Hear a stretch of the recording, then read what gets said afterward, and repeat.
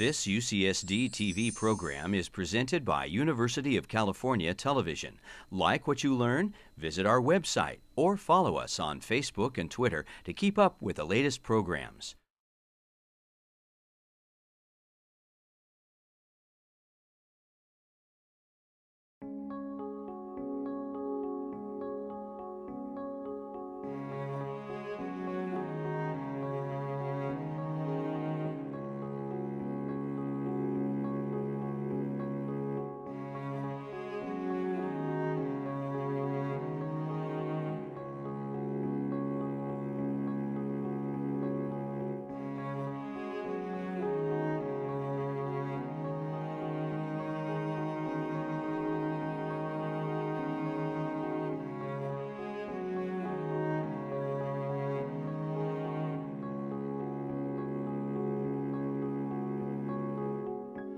It is now my great honor to introduce Dr. Mary Lyons, President of the University of San Diego, to welcome you to tonight's panel.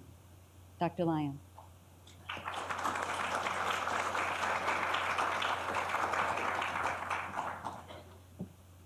Thank you, Leanne, and good evening, everyone. I'm so very honored to be with you this evening, not only to offer a welcome on behalf of our university to those of you who are our guests and from the community, but also to say how wonderful it is to see so many of our own students, faculty, and staff here for this important panel and exhibit also.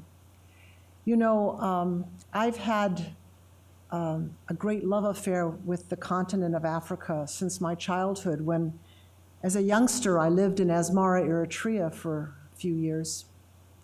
At a time when there was relative peace, and I say that, you know, relative because the Emperor Haile Selassie still kept a kind of iron hand on both Eritrea and Ethiopia at the time.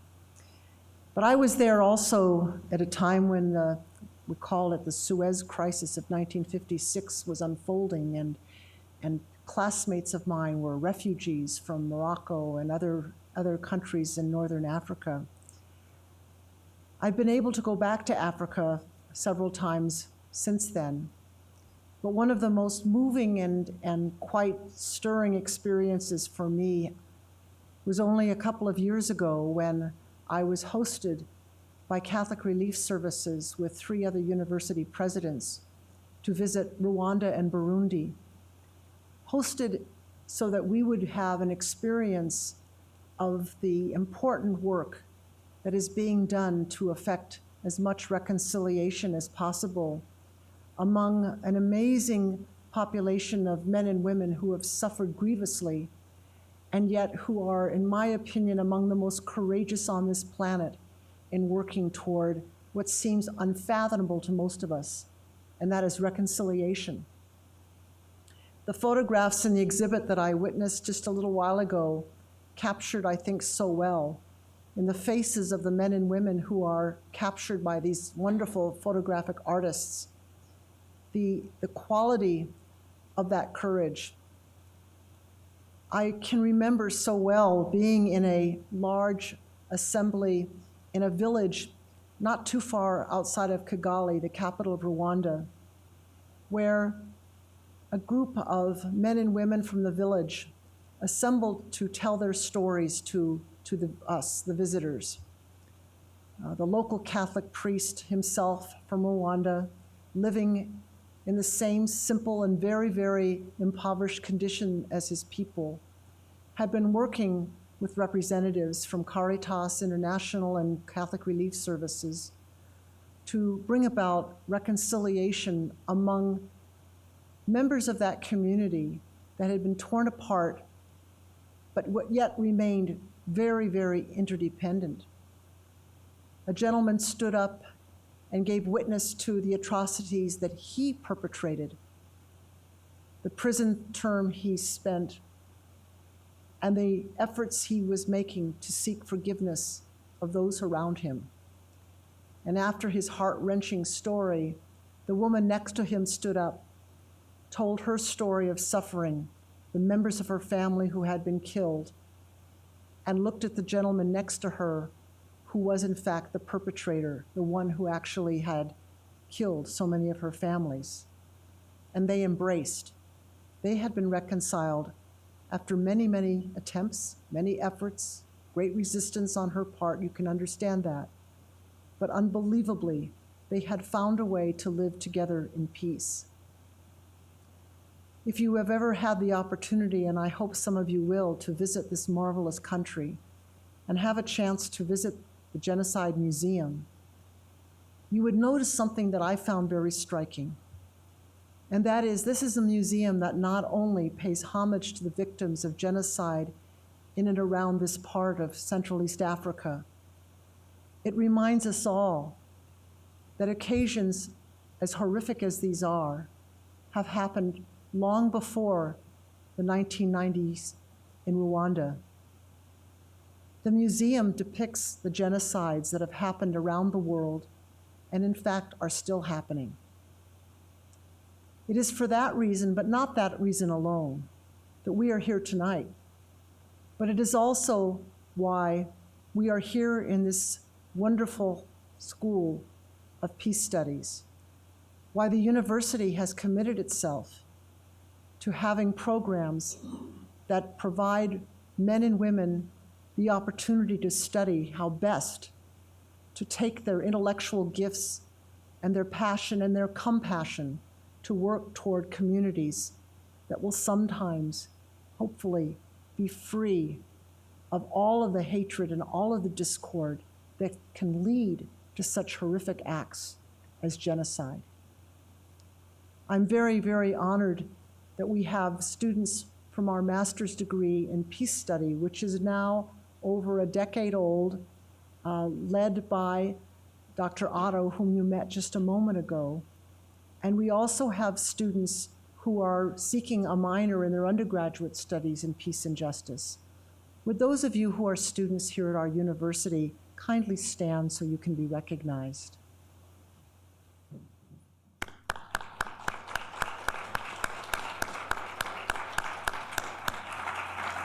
Thank you. In some cases, these are men and women who are rather recent to the field, and others who have been out working in the field, working hard, and have come back for some perhaps rest as well as intellectual stimulation, because there is so much to learn still. And that's why we have a school. The School of Peace Studies, along with our Transborder Institute and the Joan B. Kroc Institute for Peace and Justice, have now for some years been committed to doing everything possible through the wonderful research and scholarship of its faculty, as well as the education of the students and the community members who come here, to learn what more can we do to help those men and women throughout the world develop communities that are sustainable, economically viable, free of violence, and also committed to not just the peace of their own communities, but around the world. That's part of our mission. It's a big part of our mission. And it is a very, very important part of why we're here tonight. So for that, I'm very grateful that you join us in this mission. One of our esteemed faculty members will be moderating the panel tonight, and I would like now to introduce the moderator, Assistant Professor Dustin Sharp, who is a specialist in all of the areas about which I've spoken. His particular research right now is on transitional justice, something that Rwandans and those in Burundi are also working toward mightily. Professor Sharp, before coming to us, was with the United States State Department and worked also for Human Rights Watch.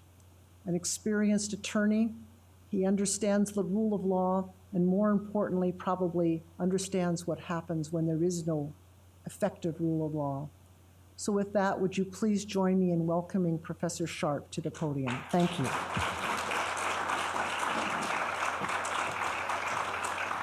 Thank you, Dean Otto, and thank you, President Lyons. As President Lyons mentioned, I teach and write in a field that's known as transitional justice, and I actually see some of my students out there that are taking the class this semester. No compulsion at all involved in getting them here.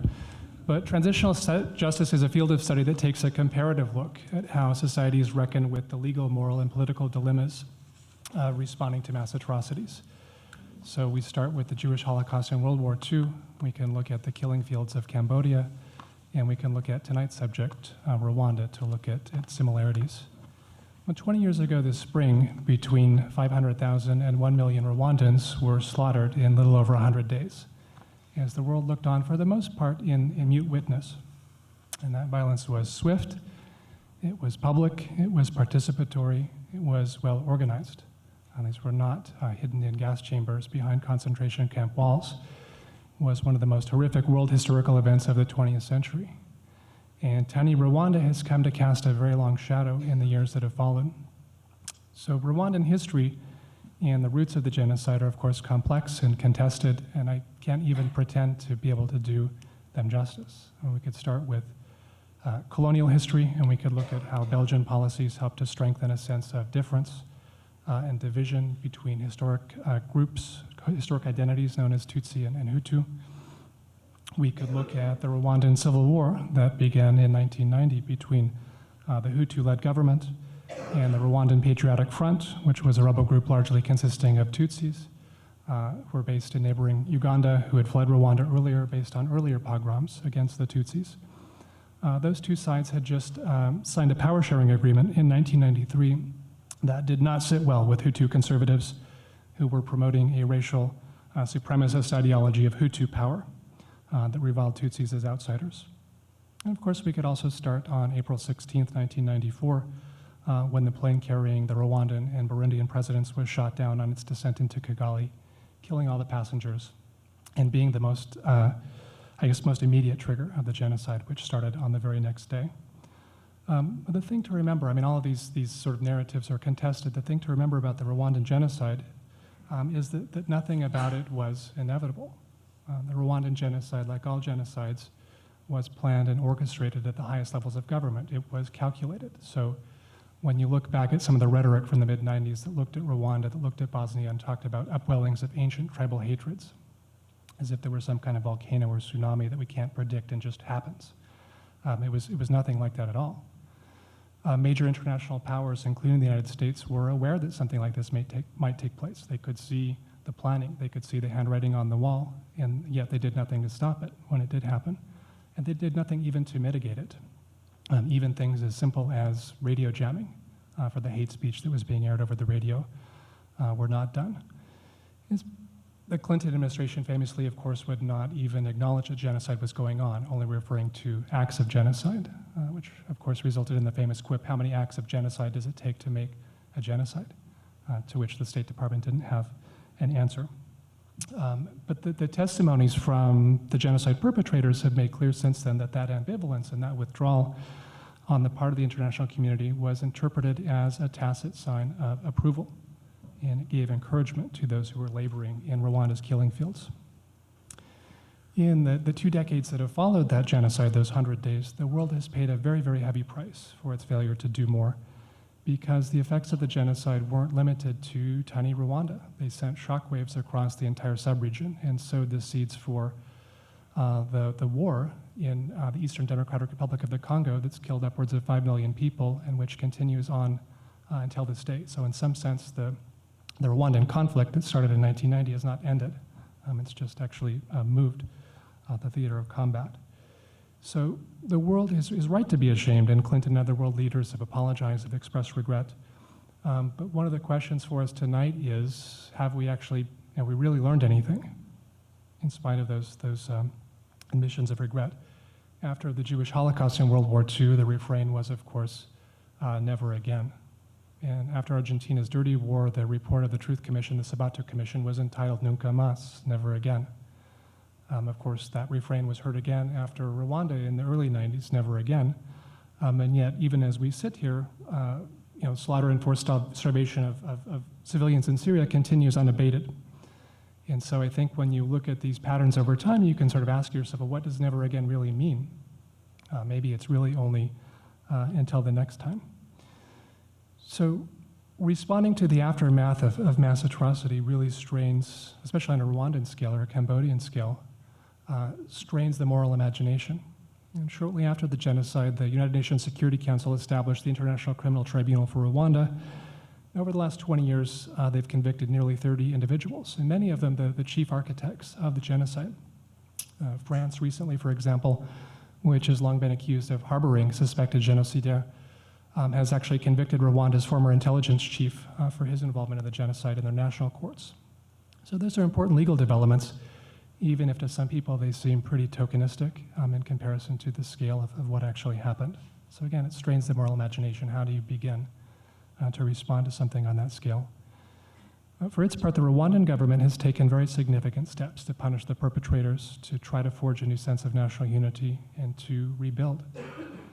As many as 2 million individuals, according to the Rwandan government, have been put on trial. But the most people anywhere in the world has ever been put on trial at one time, using a community-based courts that are loosely rooted in a tradition known as gacaca. But of course, those efforts by Rwanda have not been without controversy. So significantly, war crimes committed by the ruling party, the Rwandan Patriotic Front, have not been subject to much scrutiny, and that has led to accusations of victor's justice. Political opponents of the regime have often been labeled divisionists or as having a genocidal ideology in an effort to quash dissent and free speech. So if Rwanda is at peace today, many would say that it's an autocratic peace, where obedience to authority is paramount. And that culture of obedience is very worrisome to many people, especially those who know the history of the genocide and how it was actually carried out. Still, the new government is ambitious, it's innovative. Post-genocide, Rwanda has achieved remarkable economic growth, about 8% per year. If you go to Kigali, it's orderly, it's relatively secure, it's clean. No black plastic bags that seem to mar most of the African capitals on the rest of the continent. So if Rwanda's authoritarianism has a dark side, it can, neither can its remarkable achievements be denied. And this has led to very complex questions about what it means to strike the right balance between liberal democracy and respect for human rights on the one hand, and the felt imperatives of development and security on the other. So much of the legacy of the Rwandan genocide is going to depend on how Rwandans use important freedoms like freedom of speech to grapple with historical complexity.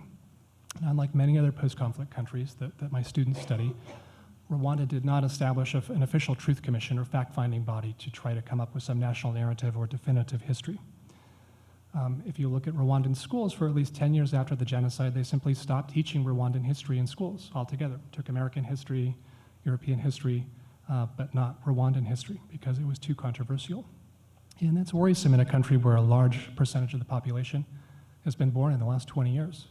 It has no memory of the genocide. But of course, Rwandans aren't the only ones who need to remember.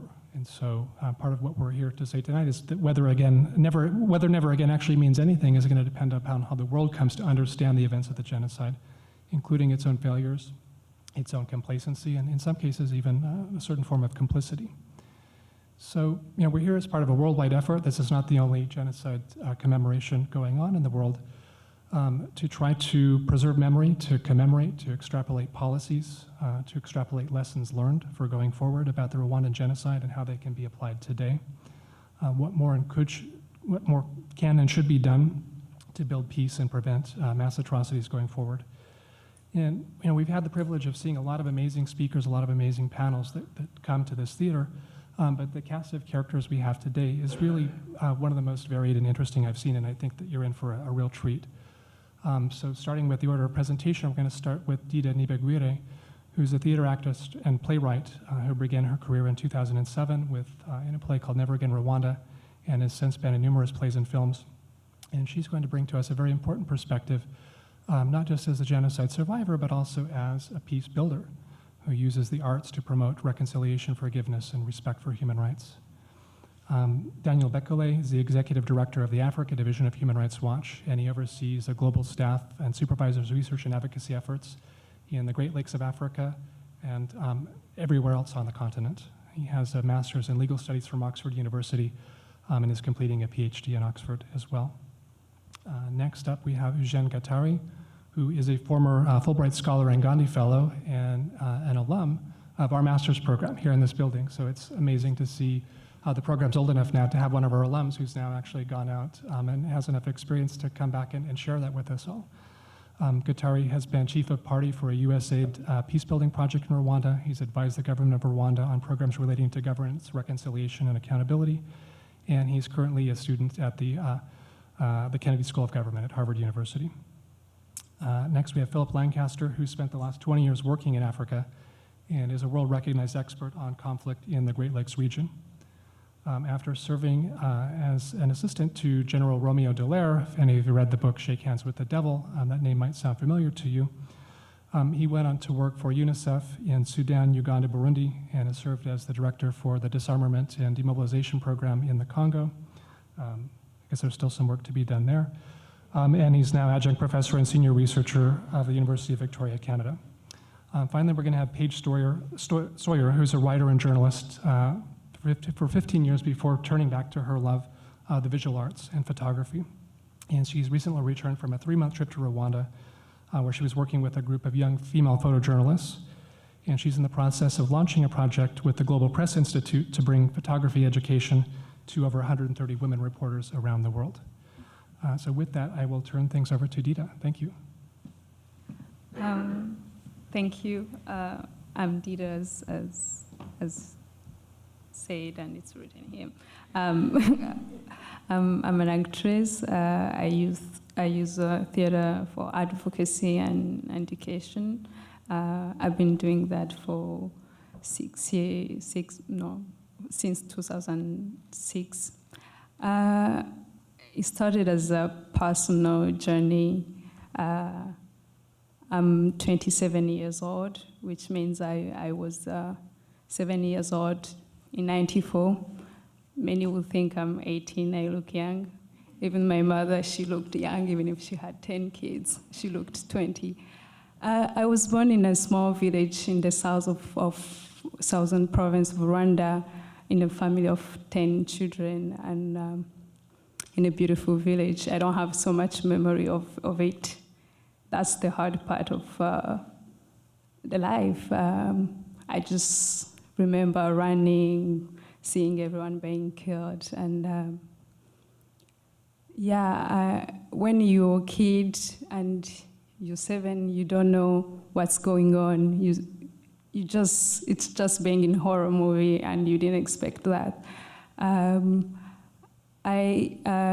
My family was killed. My parent, my mother, my father, and there are many, I can't even be able to count them, my 5 siblings.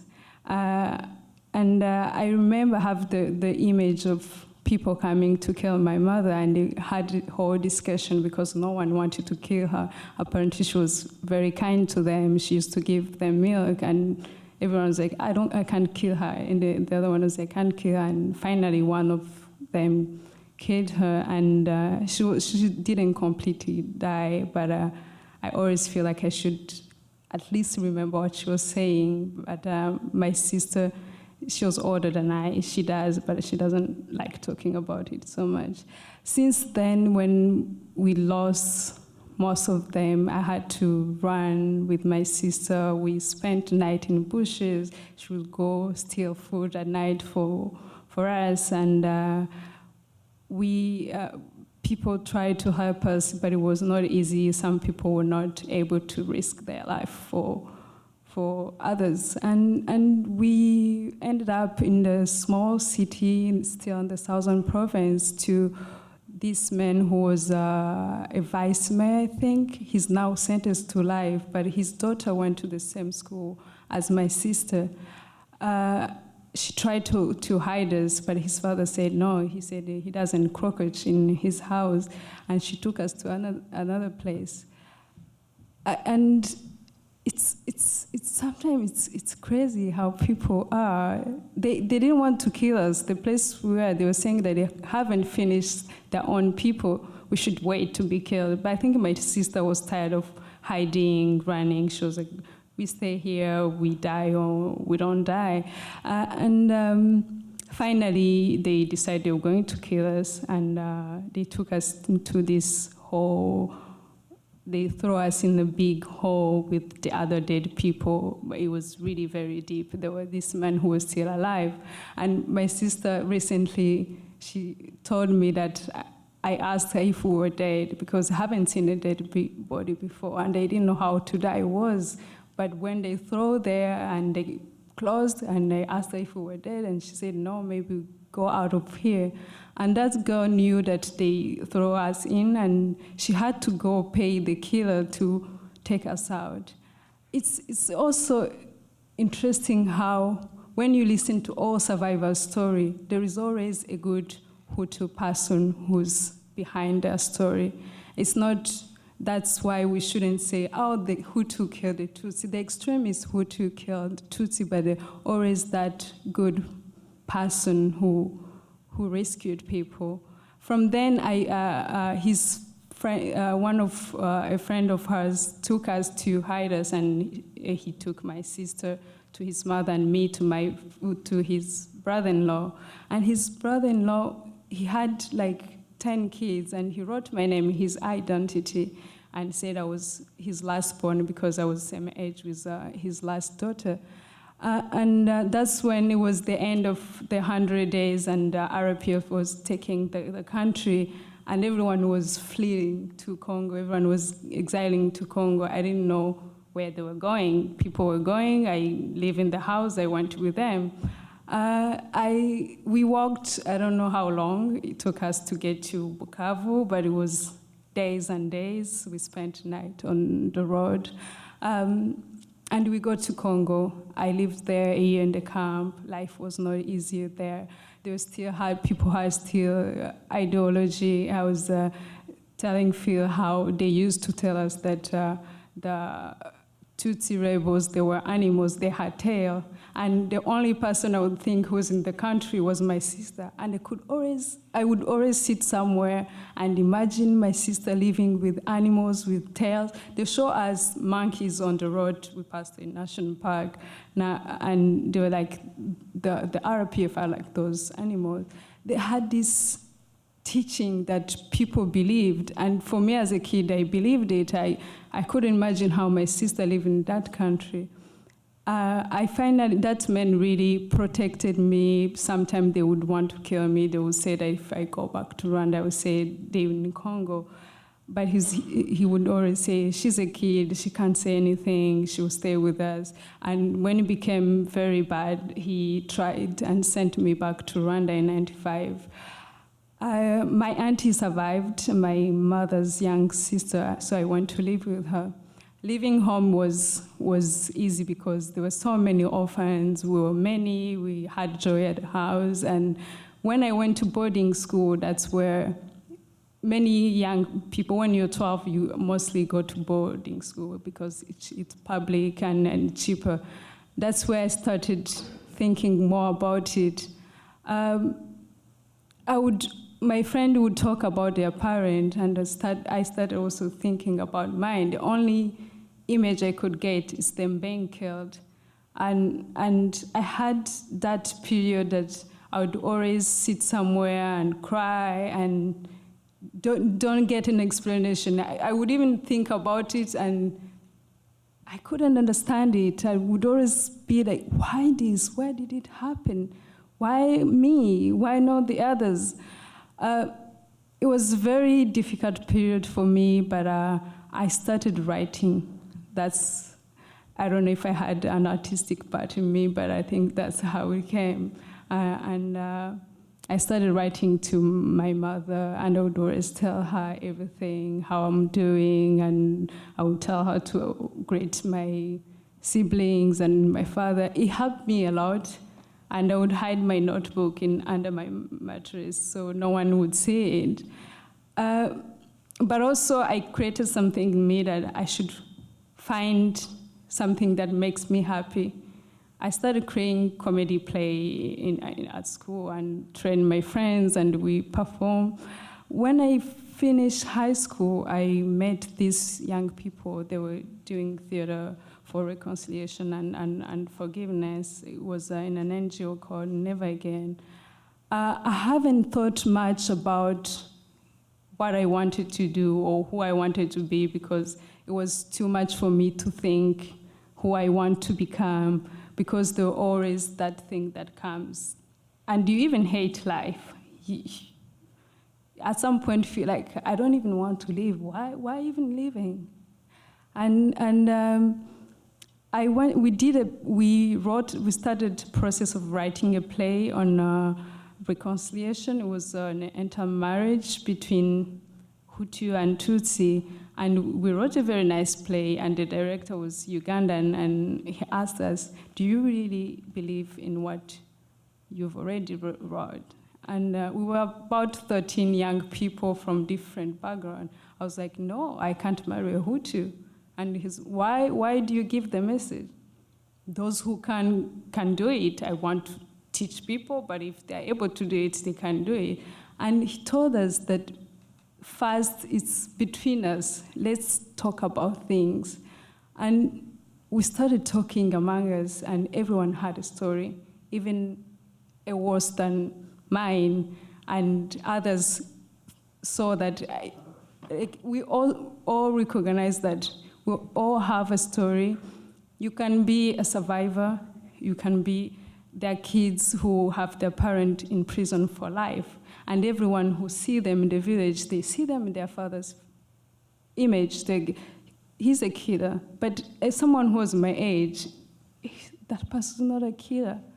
So it was kind of thinking outside of me and seeing more of an open way. What is the society? If I had that in me and I felt maybe it's only me, or maybe only people in my house, but I started thinking about how about the other people I meet around. So we started performing and having debate with people. And it doesn't ask a lot. People need someone to listen to them. We would perform and spend 3 or 4 hours listening to testimony. That's only what people need to feel free and to feel that they're breaking the barrier. Even some who insult us, like, you're just coming us to tell us to marry each other. Why? Take your message away. But at least they said it. Yeah, it has been a long journey and not easy, and it helped me a lot to realize that out of that deep darkness, you can find a small light and follow it, and also help the others, and they help you, and each other. You can all together. You can move forward, yeah, we are trying. 20 years is not enough. It's recent. When you think about it, it feels like it was yesterday. But even if it's hard, it's still possible. Something can be done, and people can learn from it and make steps and make changes. Recently, we talked about changing the world. Sometimes you wake up, you feel like, I'm going to change the world. But you can't change the whole world yourself. Do the little you can and impact your neighbors, everyone around you, and all those little things, or the people around you do, and what you do can change the world. Yeah, I think that's what I have to say.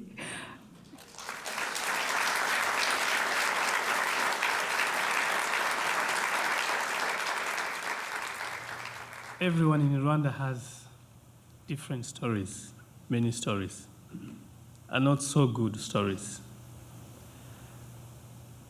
When I left this place, after my program, my Peace and Justice program 10 years ago, I thought I was going to apply everything I had learned from the course, from the program.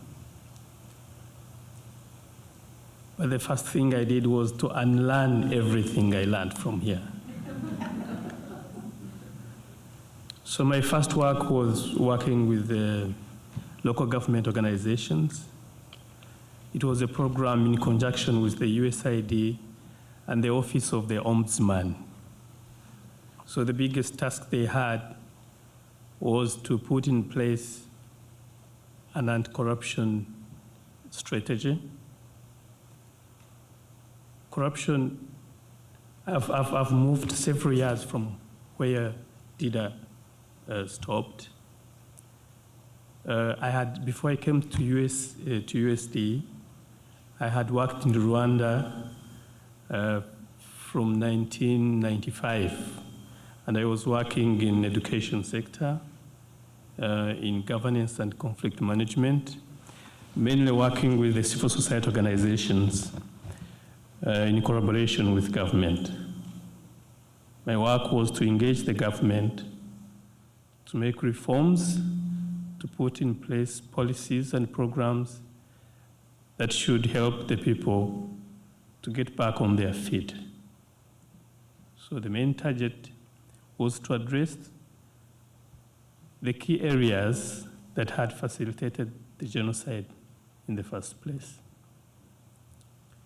So, and it's mainly from those experiences that I want to briefly talk about what works, what doesn't work, and what needs to be done. I had prepared to say that in 30 minutes, but I have 7 minutes. And I think I have 5 minutes now. I shall try to condense it as much as I can, and probably we shall respond to questions during the Q&A session.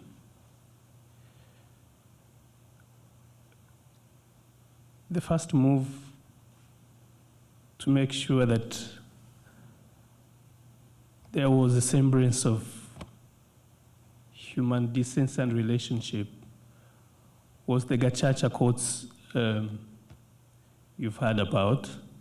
I won't go into details of that, but I want to say that it was the first step towards a homegrown traditional system deliberately adopted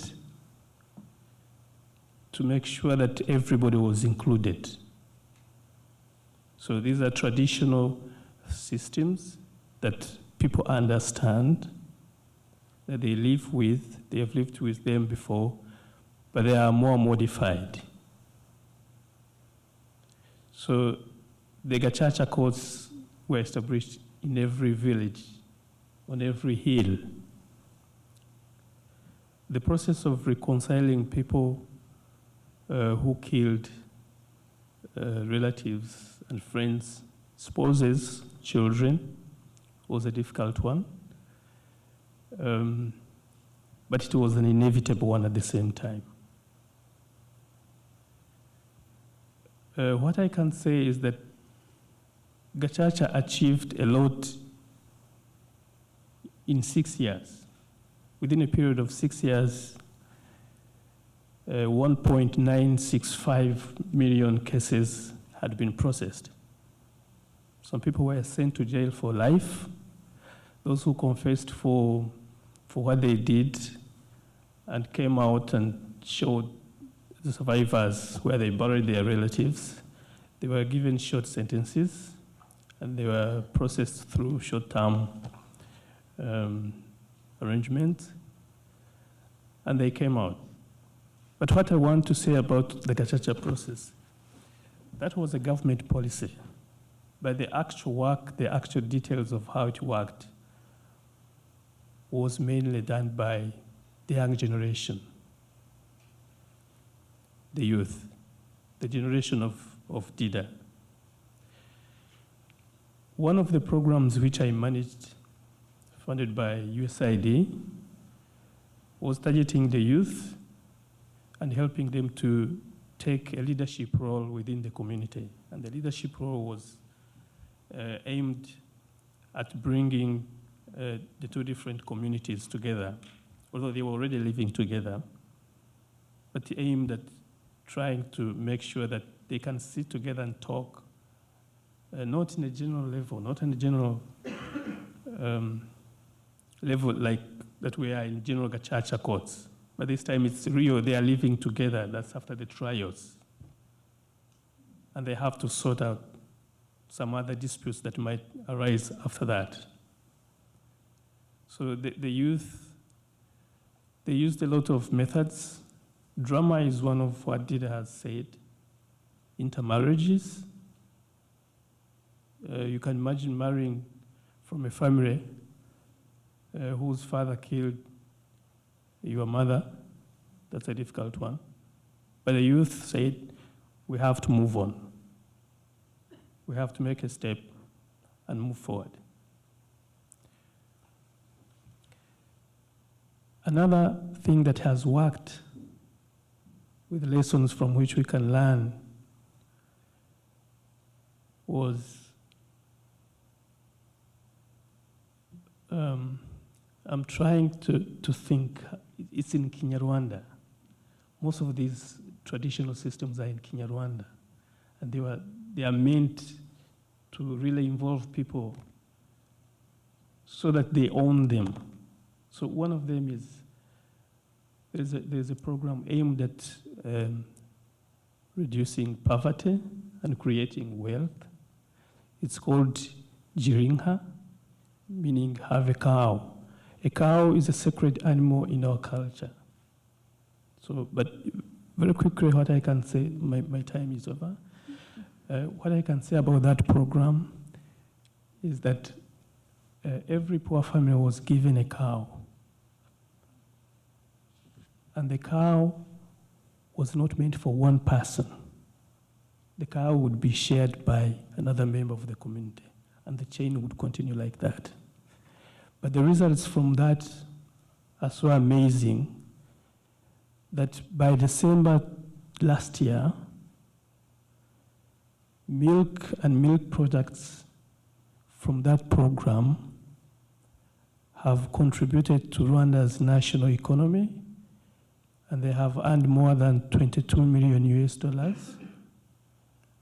And that program, the products of that program, have surpassed foreign exchange income formerly brought in by coffee and tea. And this is a program that has really included almost everybody. They have profited in terms of improving their health from the products, and they have also profited in terms of gaining personal incomes for their families. And they have been connected to the international market. And this international market for this product is basically within the region: Tanzania, DRC, Burundi, and Uganda. I thank you for listening to me.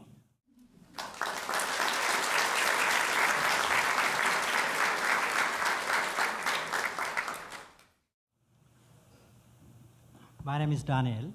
I work for Human Rights Watch, and just wanted to clarify because Dustin introduced us in a reverse order. So that's Eugene Gattari, who just spoke, and I am Daniel Bakala, working for Human Rights Watch. I would like to begin by saying a huge thank you for University of San Diego and the Kroc Institute for organizing this event and having us to speak on this panel. The Rwandan genocide, as you heard, is really one of the most terrifying episodes of targeted ethnic violence and ethnic killing at such a huge scale, and the speed at which it was executed and the planning that went into it is indescribable. So first and foremost, this being the 20 years anniversary of the genocide, it is a moment to remember the victims. It's a moment to reflect on the sufferings and pains of the victims and what Rwanda has gone through, just in the same way as the story Dida has shared. And thank you so much for sharing that story, Dida. I think my contribution would be a reflection on progress, the progress that has been made in terms of delivering justice over the past 20 years, by way of reflecting on lessons learned, and I guess what I would be doing would be perhaps expounding on what Dustin has touched on and what Eugene has just mentioned. I think this is an opportune moment to reflect progress made and lessons learned, and whether or not the response of the international community for such mass atrocities has changed in any meaningful way. On the question of justice, I think it would be very important to begin by recognizing that in the aftermath of the genocide, the Rwandan government faced quite an exceptional, quite an enormous challenge of delivering justice in such a wide number of cases. And you know, in the traditional way of using the conventional courts was hugely challenging. It would have overwhelmed any judiciary, any court system anywhere in the world. But then, you know, the judges and many of the judicial officers of the Rwandan court were themselves skilled, so there were not a lot of legal professionals. So it was quite an exceptional kind of challenge.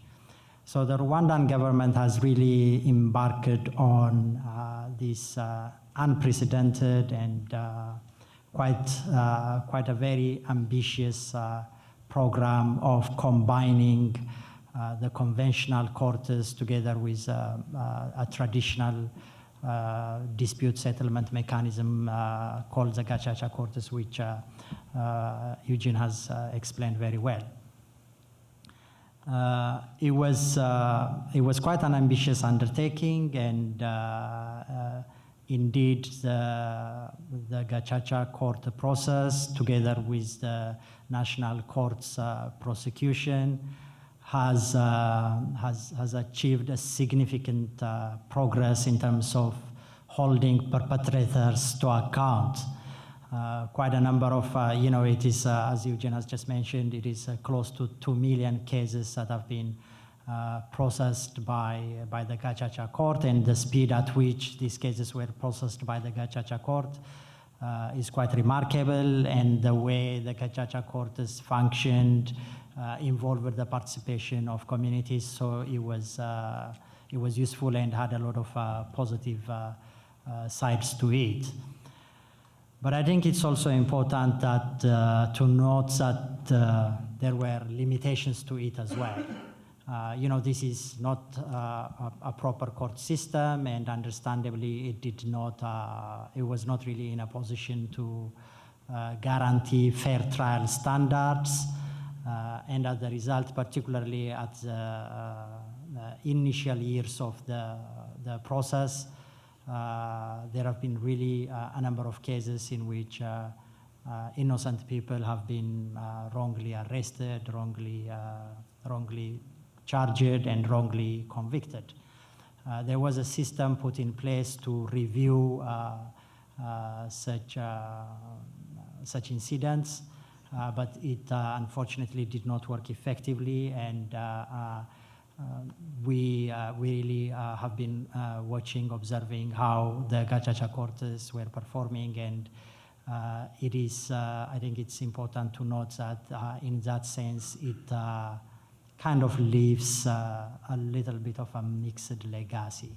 It has achieved quite a lot, and perhaps there was no other alternative to process such a huge number of cases other than such an ambitious project, but it had inherent limitations in it. It was just lay judges, and in some cases, the system was vulnerable to corruption, abuses, manipulation, and there have been cases of innocent people having been wrongly convicted in the Gacaca process.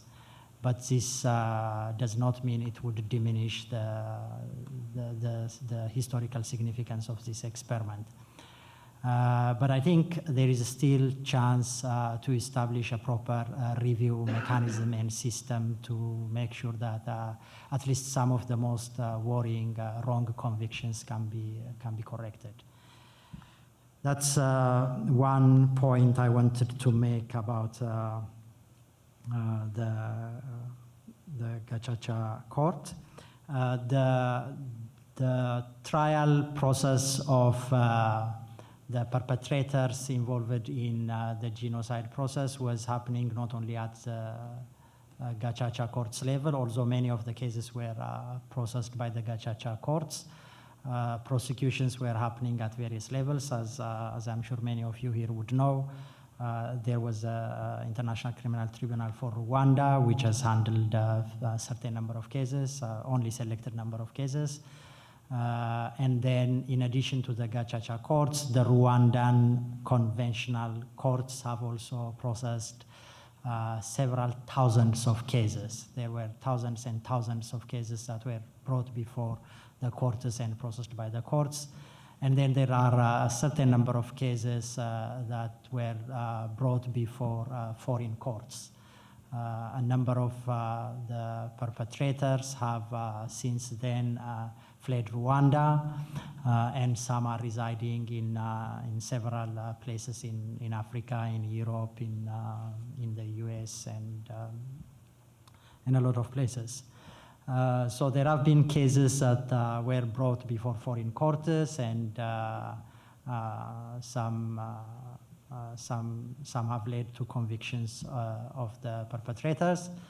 But I think I would say that while the progress that has been achieved so far is quite a significant one, there are still a good number of perpetrators of this terrible crime that remain at large, including in several European countries, including in the United States.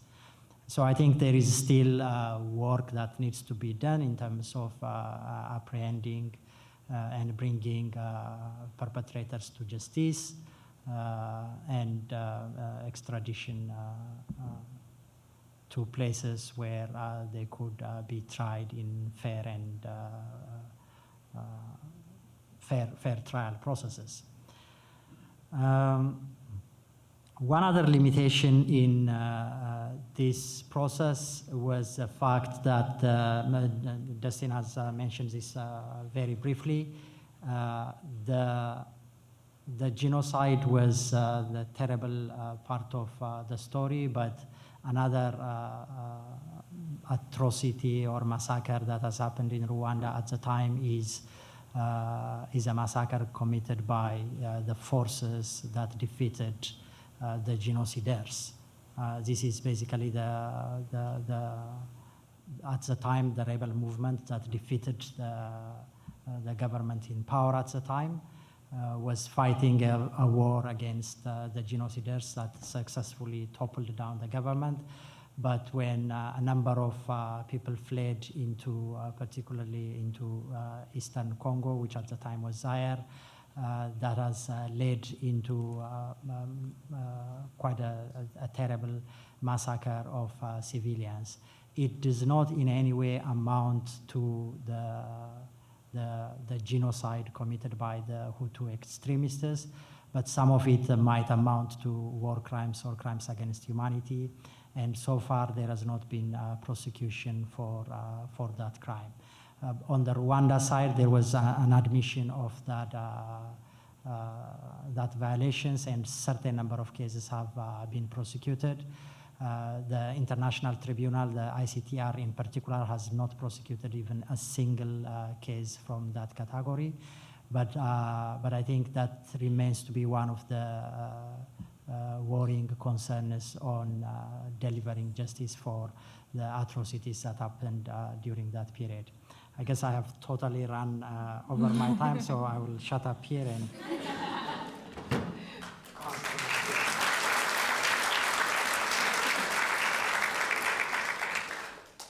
I'd like to thank Dustin for mentioning one of the string of failures that I've been involved in over the last 20 years.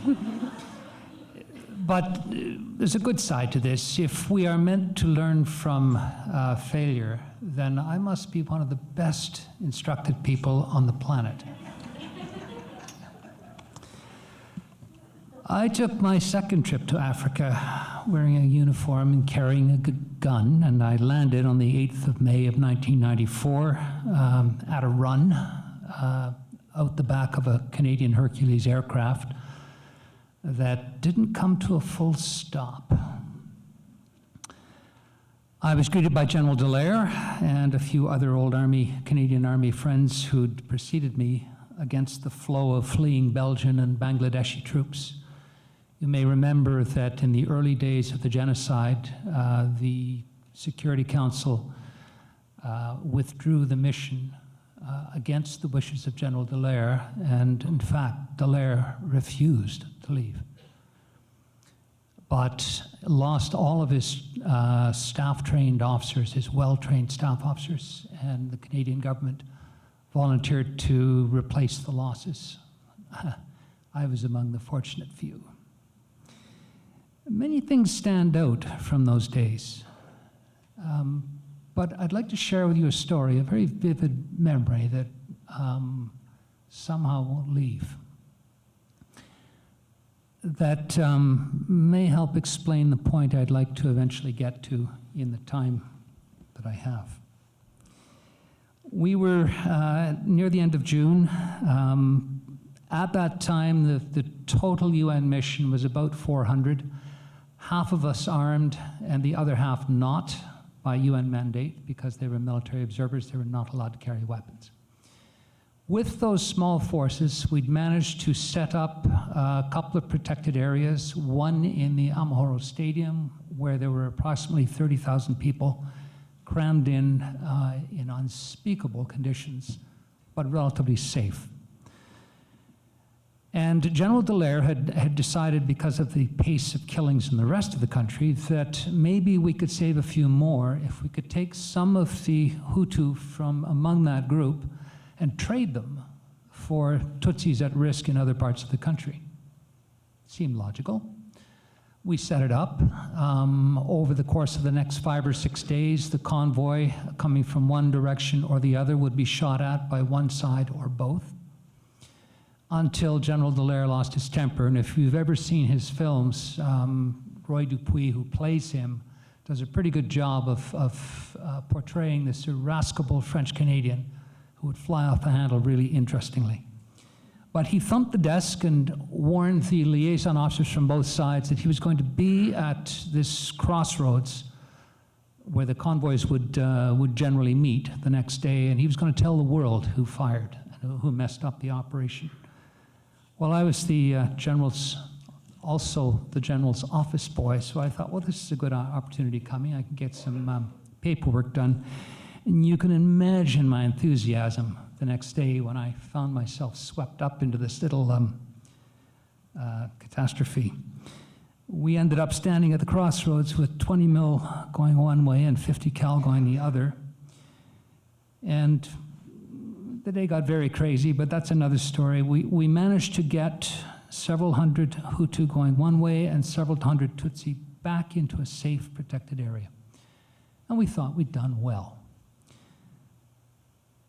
At the end of the day, the 2 Canadian officers who'd escorted the Hutu people back came into the office looking desperately in need of a drink. So I opened my last bottle of scotch and got them into my office and heard their story and got the rest of the boys in to listen to it blow by blow. And it turned out that the count had been off, so the way the Interim decided to straighten out the accounts was to kill 12 people in front of my 2 Canadian friends. And after what had happened over and over and over again, this was just too much.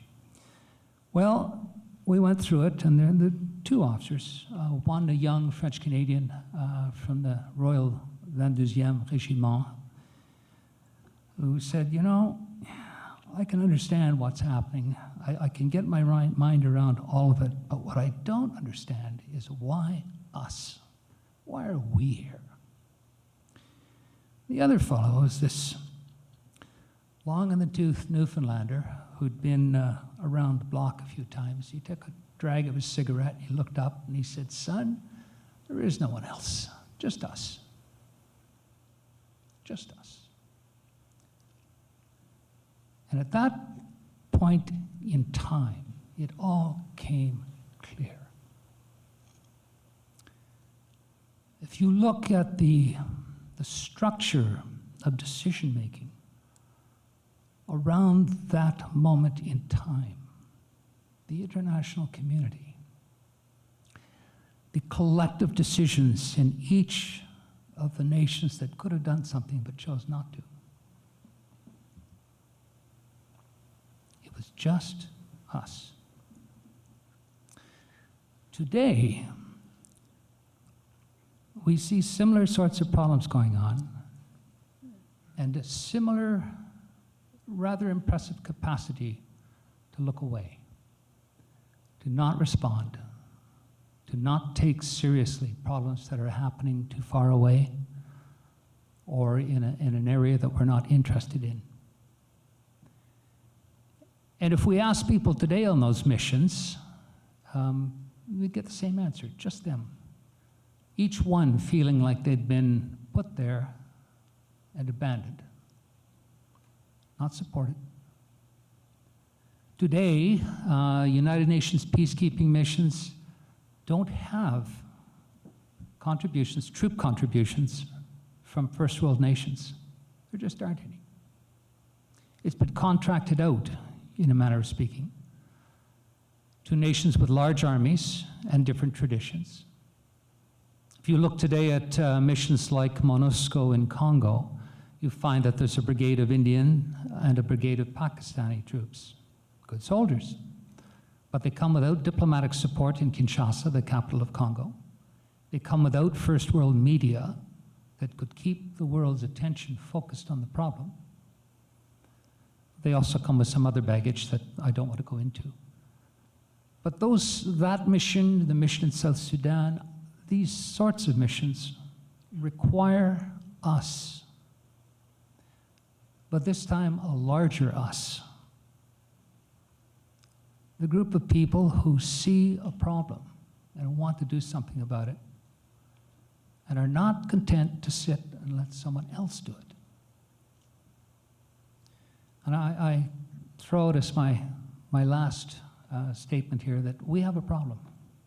We have a serious problem in that the nations of the world today seem to have forgotten why we invented the United Nations. What we have now doesn't work. We know that. But we also know that we need it to work. And if it's going to be made to work, it comes back to us. Thank you.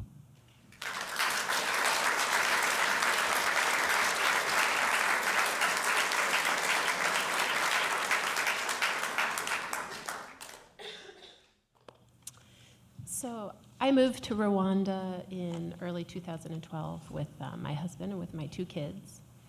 And I went there to teach a photography class to adolescent girls. And as I do before I go to most countries, I read a fair amount about Rwanda so I could understand a little bit about its history. But I intentionally tried not to go with the focus on that particular part of history of Rwanda. I didn't want to go looking at everything I did there through the lens of the genocide. And it was easy when I first got there. I had to get my kids into school. It was just like moving anywhere, kind of getting settled in, and started teaching. Had an amazing group of girls in my class, loved it. Beautiful country if you've been to Rwanda, rolling green hills. And if you were to go there today and you didn't know what had happened all the 20 years ago, you wouldn't know. And as I began to work, it's probably about a month into being there, I started to allow myself to kind of think a little more about what had happened there. It was then 18 years ago. I made a lot of wonderful friends there, but one of the people I became closest to was my translator in class, who's sitting down at the end of the table, who you've met, Miss Dida. And we became very good friends. And when I wasn't teaching, I started to go out on my own and do my own photography work. And I knew from the beginning I wanted to get to know my students and I wanted to document their lives. So I started going home with them, going to school with them, going to church. Wanted to just learn more about what it was like to be a young person in Rwanda. And so Dida was with me. And it was during one of those shoots at one of my students' houses and I'll never forget this moment, that I said to her, just like you'd say to any friend, so tell me a little bit about your family. How many siblings do you have? And there was just this pause. And I just knew. I was like, oh boy. And at that moment, and in the rest of the time I spent in Rwanda, the genocide was no longer this far away humanitarian crisis. It became personal to me. Here was someone who I loved, and this was her life, this was her story, this was not. And I think that's the most important thing to me, whether it's Rwanda, whether it's many of the other humanitarian crises.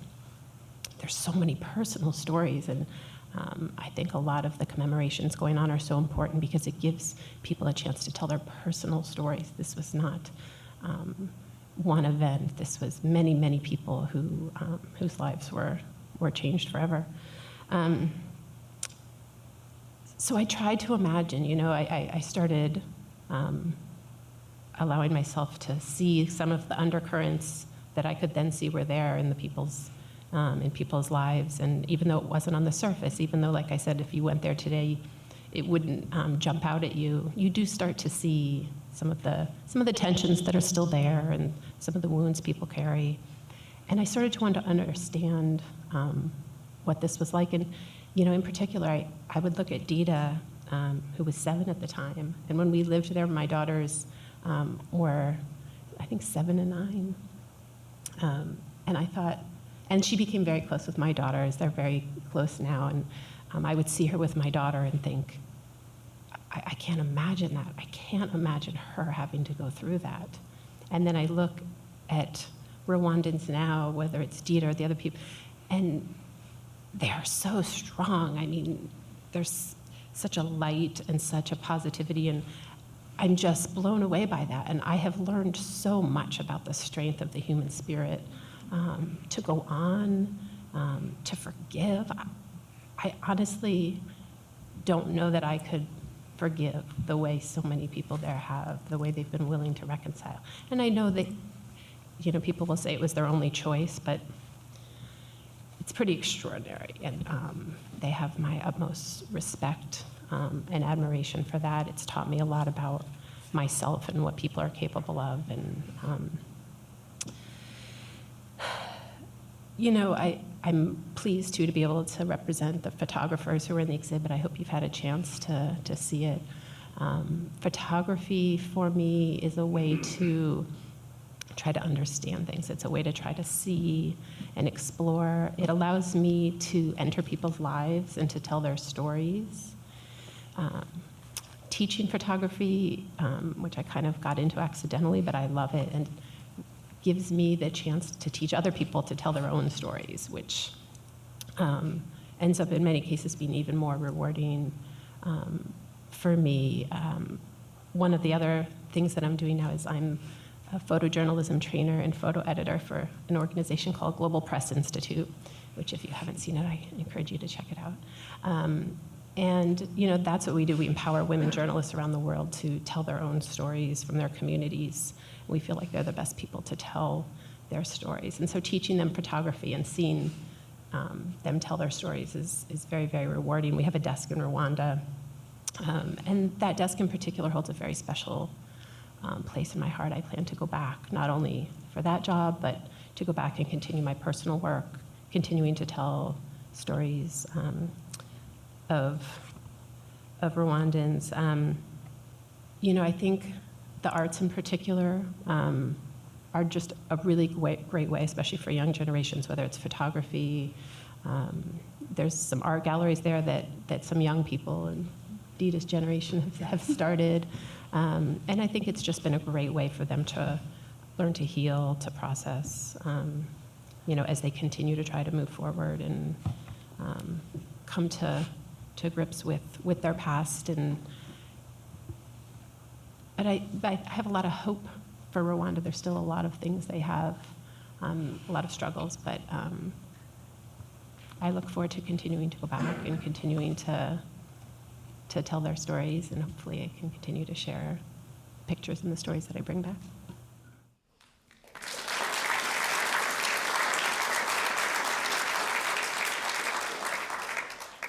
Great. Well, I really wanted to thank all of the panelists for sharing their stories and wisdom. And I think if the panel illustrates anything, it's that the work of peace building and atrocity prevention is the work of many hands. It's the work of photojournalists, it's the work of the UN, it's the work of international civil society, of artists, of local civil society, of national governments, working at all of those different levels. I started off with my comments about mass atrocity, straining the imagination and not knowing where to begin, and often where to begin, you just begin with where you are and what you can do. And that's something that everyone has done in their own way. And it's the work of many hands. We need more hands doing the work. There's a heck of a lot more money still going into militaries, for example, than conflict prevention and peace building. And peace building is very, if you think genocide prevention is costly, look at the money that we've spent on refugee assistance, on peace building, on DDR, on security sector reform, and all of these efforts in Rwanda and the DRC in the last 20 years. Even if you're not sort of in the field doing the work, we need more hands creating pressure on governments to give more money and to care more about doing peace building and doing conflict prevention. So there's a fairly famous story during the genocide when Human Rights Watch went in to meet with the National Security Advisor at the time, Anthony Lake, and said, what's happening in Rwanda? And he said, yeah, I'm very well aware. Well, can you do something about it? And he said, well, I'd love to do something about it. But until the White House, until American congressmen, senators start getting calls from the public to put pressure on them to do something, I can't do anything about it. The Clinton administration is gun high. We've just had Black Hawk down in Somalia. Unless you make me do it, it's not going to happen. And the reality was the public pressure wasn't there, right? So it's easy just to sort of blame Clinton or to blame whoever, but we also need publics to care about these things. And that's one of the changes we may be seeing in the last 20 years in terms of mobilization of college kids, mobilization of publics around issues in Darfur, the DRC, County 2012, with all its problems, and elsewhere. And to not end on a pessimistic note, I think, it's easy, especially when you're in this business, to have this sense that the world is sort of, going to hell, right? When your business is working, Human Rights Watch, for example, and your beat is focusing on atrocities and the bad things that people do to each other, that really colors your view on the world. But it's a helpful perspective to sort of stand back and to know that since the end of the Cold War, the number of wars and the deadliness of wars is actually decreasing. And that is a really interesting thing. Why is that happening? It's one of those things that hasn't really been studied enough. The causal mechanisms are not totally clear. At least part of the reason is that we have media, we have civil society, we have governments, we have the United Nations that are intervening, that are working on these conflict situations.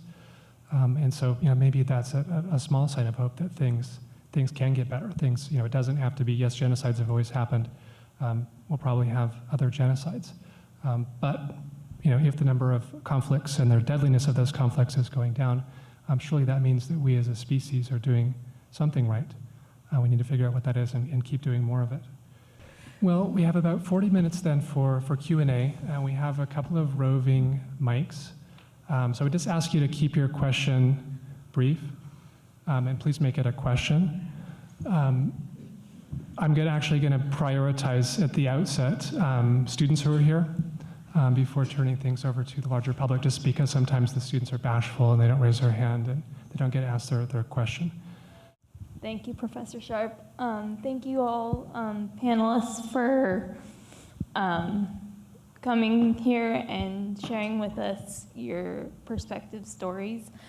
I was particularly interested in the role of the survivor story in generating movement and creating a dialogue in the international community. I've done some work with a local hospital up in North County, working with survivors of brain injury patients, trying to get them re-engaged in the communities,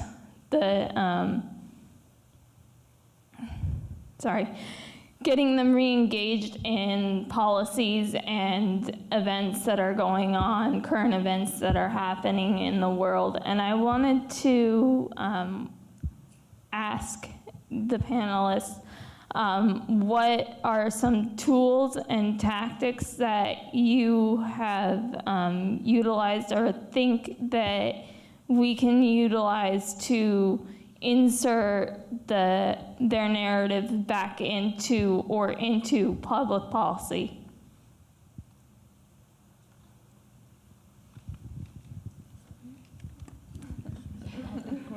I'm not part of this question. Sorry. I think I will still talk on artistic safety because that's what I do. I think for survivors in engaging in conversation, it's also a healing process.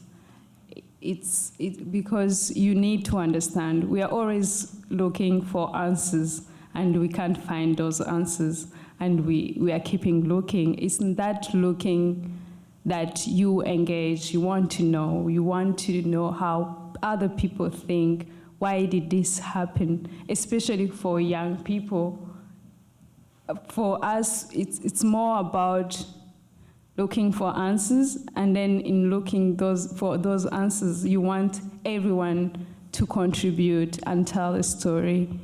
And the other thing, I think there haven't been so much of counseling. I think the only counselor I know in Rwanda who is very famous worked with many survivors. It's one person. I don't know anyone else.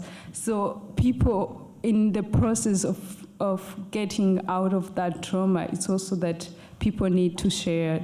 They need to talk about those stories. For this, recently, before I come here, we had this national program we did. It was called, I have an association I'm part of called Art for Peace. We thought about bringing the young generation between 20 and 40 to have a conversation. It was called Youth Dialogue.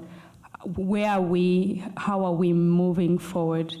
Without excluding anyone, survivors, children from perpetrators, can we sit and have a conversation? And it was more focusing on how is the life of those young people who have parents in prison, because some people didn't still say that they did the right thing to kill. And that kid have to take food to their parent every Friday.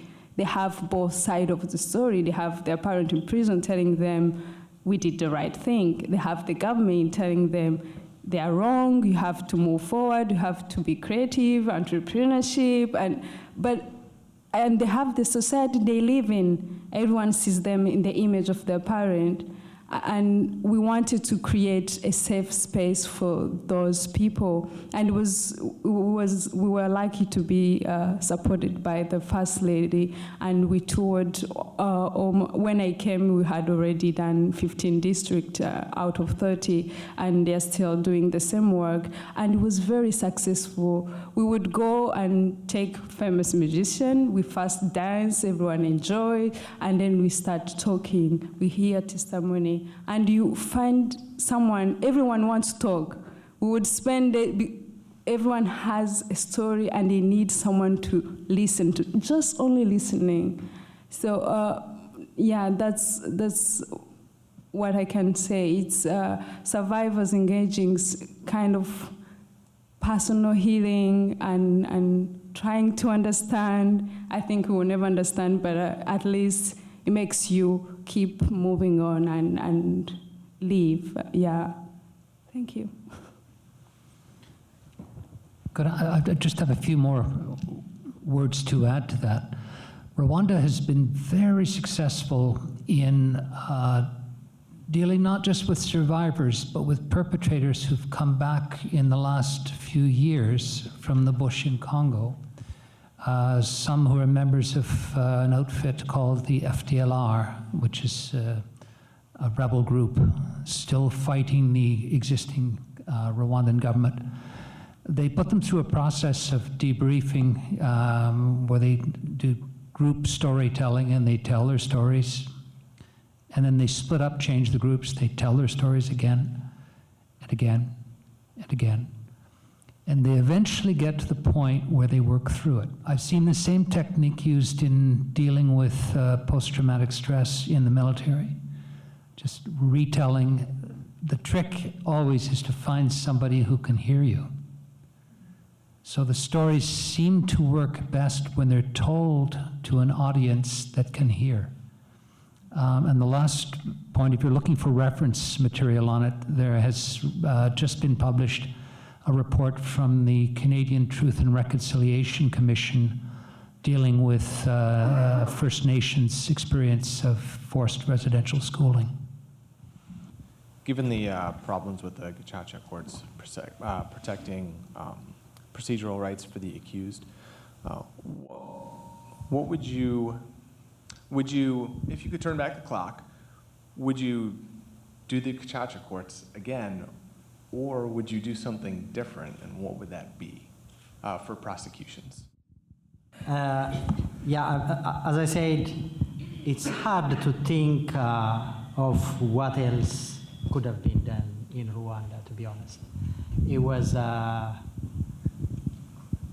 like I said, it was an unprecedented and ambitious project, and it was done to a large extent in a remarkable way. But I think with the benefit of hindsight, and actually not only with the benefit of hindsight, but people were suggesting this at the time as well, you could have built a better review system into it. You know, because it's inherently in the nature of it that there would be a possibility of wrongful conviction. And it did happen, actually. And it was important to correct those wrongful convictions. And that did not happen in the way it needed to happen. And I think there is still a chance to do that, actually. So I think, you know, I don't know what else could have been done. And I don't know whether it would really be a wise idea not to have the Gacaca. And actually it was a remarkable undertaking, to be honest. But perhaps a better review system could have reduced the unintended and undesirable consequences. Thank you very much. My question is for Dida and Eugene. As a psychologist and as a alum of the program, Dida, when you were saying that there were very few therapists, I think poor Rwanda, you got many, many therapists thinking they could fix the problem from Europe, and I'm sure we also sent. But it was short term. It was completely out of the cultural context. Even if you've done trauma work, I've done trauma work for almost 30 years, working with abuse, and I don't think anybody was prepared. And I think they put Band-Aids on everybody, and then they left, and they said, good luck. So I'm really delighted to hear that you are using art and you're using techniques that come from within the culture to connect people with the emotion that they have to feel and pass through, which leads to my other question. I know that Rwanda's received a lot of criticism for saying no more Hutu, no more Tutsi, we're Rwandan. And I'm wondering if in the process of transitioning and reconciliation, that, well, according to the NERC report in 2000, I think it came out in 2012, so they asked the citizens for 2 years, and there are questions about the report also, but the number one thing that came out was the concern really about, is it possible to have another genocide, and if it were to happen, what would cause it, and the socioeconomic disparity between those who have and those who do not have, that's the biggest concern rather than ethnic issues. So my question is it really so necessary to deal with the Hutu-Tutsi and to kind of rehash the ethnic part as it is to invest everything that Rwanda has into improving education, socioeconomic? Because if you take care of people's basic needs, then you move to a place, I think, where people can begin to be more comfortable talking about the conflict between, if you want to talk about conflict between groups. But I think it's really difficult to ever reach a place where it's safe to do that, literally, government-wise and just personal-wise, if you feel that there's so much, some have and some don't have socioeconomic, and the youth are in I think a really tight spot right now. You have educated youth who have no employment. So and I guess it's a question for whomever knows, is there a push from an agricultural state to almost like shooting up to high tech immediately? Because there's not a lot of leeway in between, and I'm thinking, if you became sort of another India or Pakistan who has lots of high tech computer, that sort of a thing, you don't need a lot of land for that. So as a way, that's a form of reconciliation between people. That's. If I can go first, I think the ethnicity thing and social classes, it's not that we are only, like the whole country is only dealing with ethnicity issues. There are a lot of other many things going on, being done. That's a part of what the society needs to move on. That's part of, and we should think that this is 20 years ago. It's not 50. There is always issues, and we can't reach a high scale. I think we've really done a lot. And not having the ethnicity, I think, for me, I think it's a very good thing, because now half of the population, almost a half, is under 20. And the parents still talks about it, and people who learned an ideology for 30 years, you can't just remove it from them. But slowly, the more young people feel themselves as Rwandese, not as a Hutu or Tutsi, it's a very good thing. When I go out, I don't start looking at people's nose, and I see someone I can do business with, someone who's nice or not nice. Not other thing. Even for me, who's a survivor, should be going around saying, maybe his father is a killer. No, I don't do that anymore. You get at a point that doesn't matter. And also then going to the economic thing, that also helps in removing those ethnicity, because people want to work for tomorrow. People need to eat. And the economy is very bad these days, so you won't waste your time in other issues than working. And the difference in social classes, which can cause another genocide, I don't think so. We're a developing country, and in all countries, you all here have poor and rich and middle classes. I think people should see us not as we have to do miracles. We are just moving slowly, And we'll get there. We'll get there, and we can't wake up in the morning and remove all the poverty. It's not possible. It's a process, and it's a long process, and which is possible. I think that's what I can say. On the question of the Hutu and Tutsi, there are even Twa who are rarely mentioned. There is really nothing wrong with identifying yourself with your ethnic or community group.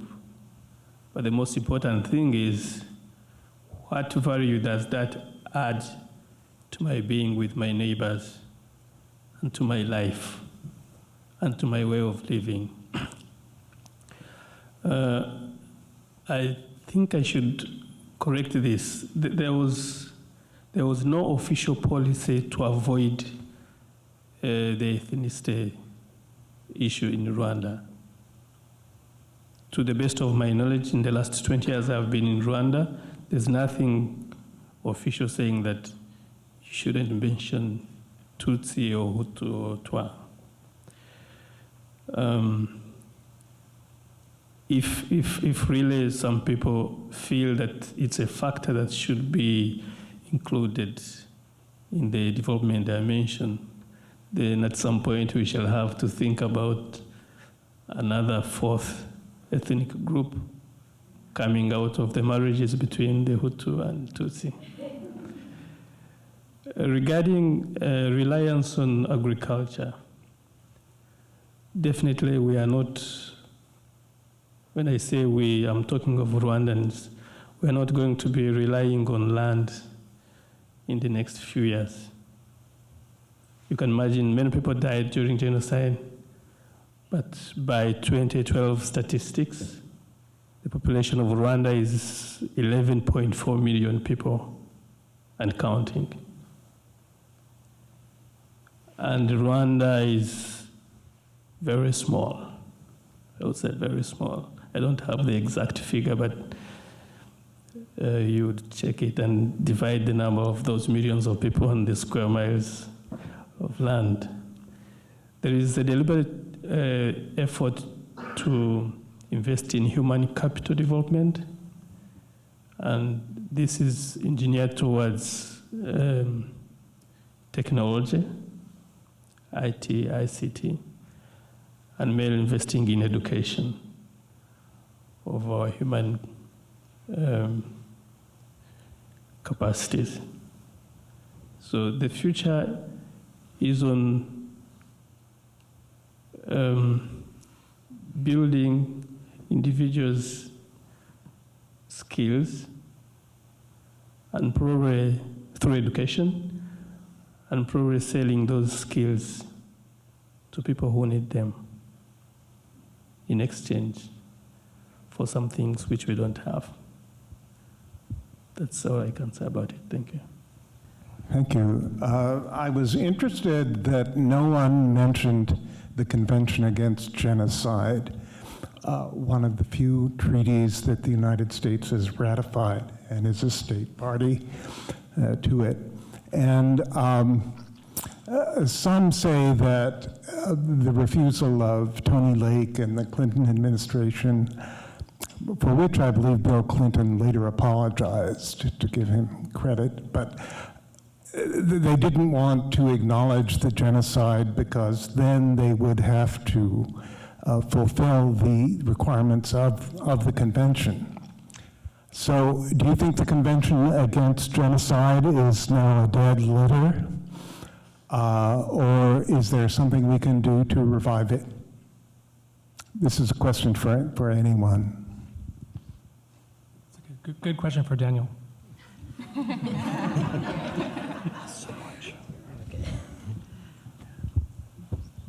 Yeah, I guess it also seems to me that why the Clinton administration at the time did not want to acknowledge was because if they acknowledge there is a responsibility to act, there is a responsibility to respond.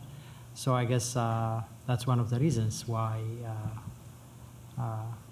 the administration at the time refused to recognize it as a genocide. So that is, not only just with the US government, but with the international community in general. It was such a shameful failure, in spite of a lot of voices alerting to the situation. But I think it does not really make the Genocide Convention a dead letter. I think it's still very much alive later. It's still an important instrument. It's still a very useful and powerful tool. I think the problem is more with the intergovernmental agencies and the countries with the means in responding to situations, So such as the United Nations, the Security Council, the African Union, and other intergovernmental bodies, and countries with the capacity and the means. So, I think at least after this experience, we have, an articulation of principles like the right to protect, which is one lesson out of this exercise, but it is still a challenge to the extent to which it is working or not working. At least we have the International Criminal Court established since then, which is one positive step forward in terms of creating relevant bodies. But I think the challenge remains in the political will and commitment to live up to the principles and responsibilities that are embodied in the relevant international instruments. So I think there is a lot more to be desired, and there is a lot more to be done for governments and intergovernmental institutions to live up to the principles embodied in these instruments. But the instruments themselves are very much live documents for me. I'm from the School of Leadership and Education, so my question's a little bit different. How do we educate the youth, like way youth, K through 6, on travesties around the world in a friendly way that's beyond treat your friends equally? How do we inform them of events like this, maybe not genocide specifically, but encourage peace nationwide and worldwide? I might say something just quickly to that, because it was interesting when I moved to Rwanda, my kids were so young, and we talked about how much do we tell them. I mean, it's hard enough for adults to wrap their mind. Oh, I'm sorry. It's hard enough for adults to wrap their mind around it. So we didn't really tell them the details of it. They went to school while they were there where they touched on some of it, but again, it's all age appropriate. And I think for me, a big part of what I've come to see is whether it's the genocide in Rwanda or other genocides or other conflicts, where it really amounts to teaching hate. In Rwanda, this was like planned, and there was years of literally teaching hate over the radio. And it doesn't always happen to that degree, but we see it at all kinds of places where, we're divided by our differences, and it's used for either political reasons. It happens even here in this country to some degree. And so for me, it's talking to my kids about how much we're alike as opposed to how we're different. And being able to recognize when somebody's trying to divide you for their own purposes and turn you against, and think for yourself, is that really how you want to? So I think it breaks it down into more simple human interaction with kids. It's only been more recently that we've told our kids some more details, and partly because they are so close to Dida. Just like we would tell them any other friend who'd been through a difficult time, they have some sense of what happened, but I think it has to be age appropriate. But I think there's some basic lessons that you can teach kids, to see when there starts to be that sort of people leaning towards teaching you to hate someone just because they're different. Can I? Or fear somebody. Well, and I think that's a big part of it, is using fear. Yeah. I liked your question. It's very important. One of the areas where Rwanda needs a lot of improvement is within education system. All those efforts geared towards helping the youth reconcile and understand what happened, they have been within the hands of the youth themselves. Government has come in, government bodies have come in to support the youth, but there hasn't been really a very clear education policy to kind of streamline that, mainstream that. So what is missing is that genocide, what happened, peace building, conflict management, is not taught in schools. And this is something that should be taught. This is something that should be introduced in schools from primary school or even before that. Teaching young kids about genocide and prevention of genocide is not so bad, because within their families, some family members teach them hate the Tutsi, hate the Hutu. So if you can teach them in school, love the Tutsi, love the Hutu, love your neighbor, prevent genocide in the future, it would be a long way to propel Rwanda into a prosperous future. Two-part question. I'd love to hear a couple responses. What is one thing that you hope the world never forgets about the genocide?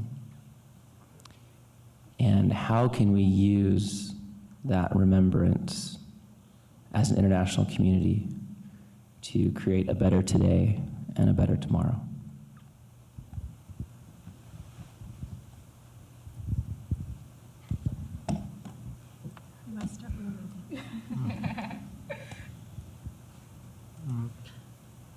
Do you want me?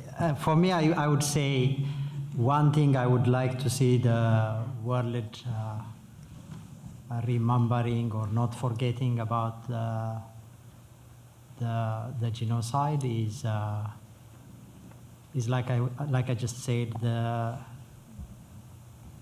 failure to prevent it, because it could have been prevented and it could have been stopped. And that's one thing I think we should always be remembering. And this is a live reality today as we speak. When you look at what's happening in Central African Republic, what's happening in South Sudan, you wonder whether we have really learned a lesson and whether we really have resolved to prevent atrocities from happening again. So I think that's one important thing the world has to continue to remember, that it has terribly, it has shamefully failed humanity in a big way. And I think it is something that can be changed with intergovernmental agencies and governments responding in a timely fashion, but at the same time also in addressing the root causes of such problems, the governance crisis. Is the world properly addressing and responding to the governance crisis, the human rights crisis, the poverty crisis, which is perhaps at the root of such atrocities? So there is a lot more that can be done, and the world has the capacity and the means to do it and to make a difference. But unfortunately, we are not doing it, and I think we need to do more, I guess.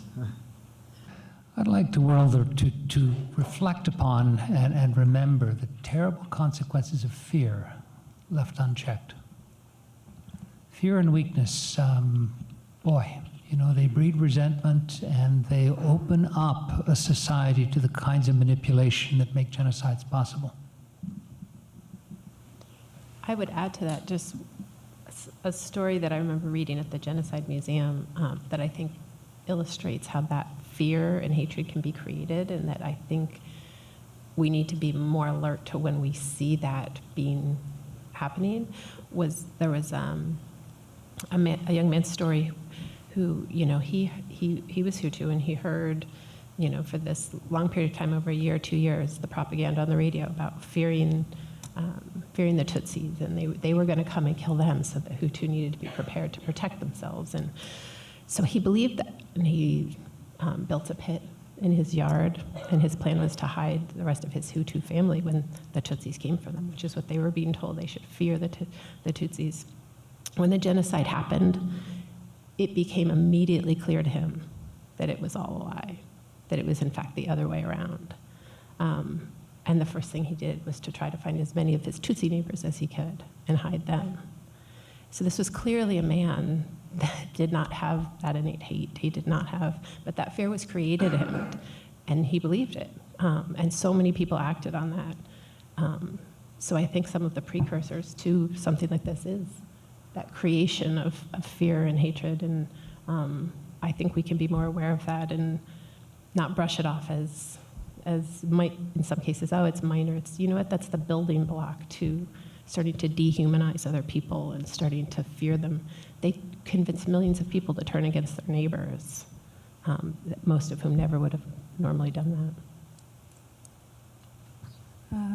For me, I think personally, why we should remember is to give a name to those people, because we are not all born to die as they died.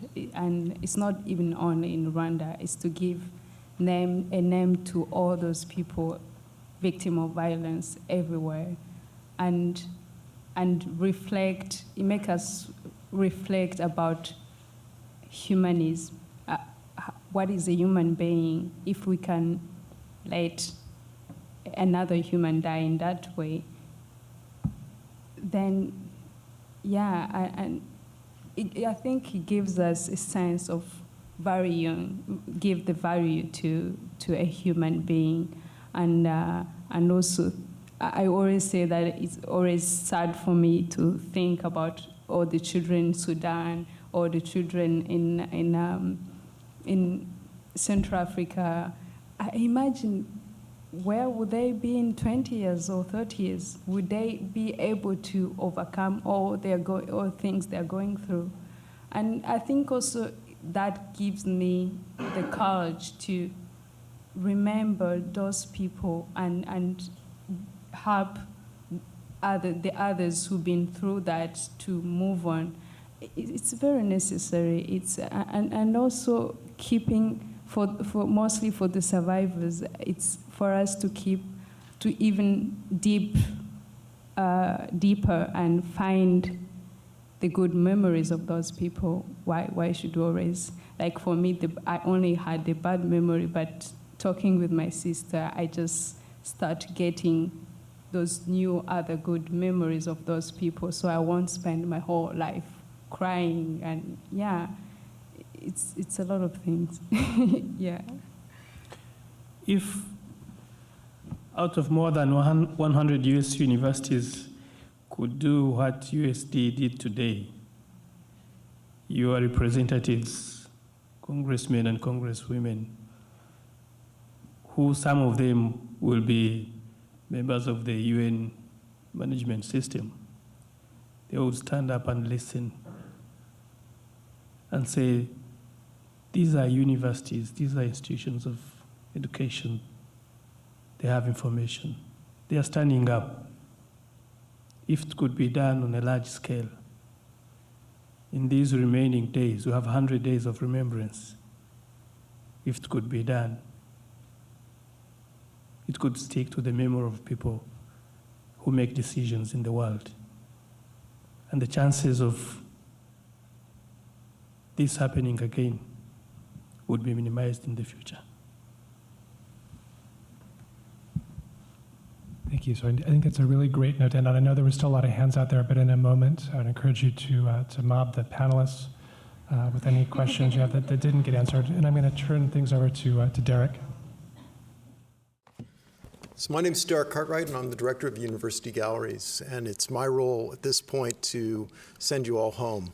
But I will do that by thanking everyone here, thanking this audience, thanking this panel for this really powerful exchange of ideas based in experience and knowledge. And for right now, I'd like to thank this audience for your questions. I'd like to thank Dida and Eugene and Daniel and Philip and Paige and Dustin for sharing their thoughts with us all. Thank you.